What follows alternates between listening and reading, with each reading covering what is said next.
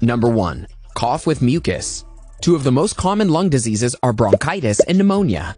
Your lungs are spongy and made up of tiny air sacs. This makes them the only organ in the body that can float on water. Infection is generally caused by bacteria and a few viruses that result in pneumonia. Bronchitis is more common than pneumonia and affects almost 9 million Americans per year. The main function of your lungs is to put some fresh air into your body and remove waste gases. This is done with the help of the large bronchial tubes. But if these get infected, it leads to bronchitis. Too much infection can produce sticky or thick mucus, a byproduct of inflammation in the airways and lungs. It can obstruct normal breathing, and as a reflex, your respiratory system can make you cough. Bronchitis and pneumonia typically produce thick mucus that can look clear, white, green, yellow, or gray. It's necessary to pay special attention to the gunk coming out of your nose and mouth. If the situation is grim, there may even be streaks of blood, which is an immediate cause for concern. Number 2.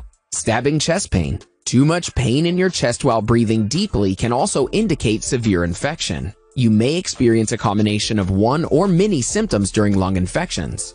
Chances are you'll have to cough at this time. The pain in the chest can multiply, giving a sharp stabbing feeling. The pain is so bad it can not only be felt in your lungs, but also the mid and upper back areas. Lungs are paired organs, but the right and the left are not identical. Your right lung is slightly larger than your left. This is so the left lung can properly house your heart. Any pain in the chest region cannot be taken lightly. Number 3. Fever. Your body is the most miraculous machine on the planet.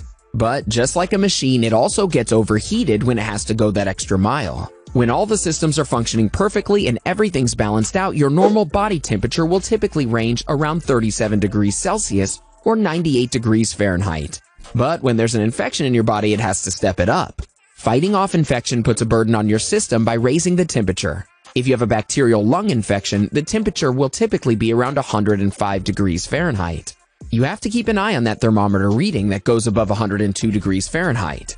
You'll have on and off symptoms like sweating, chills, muscle aches, dehydration, headaches, and weakness.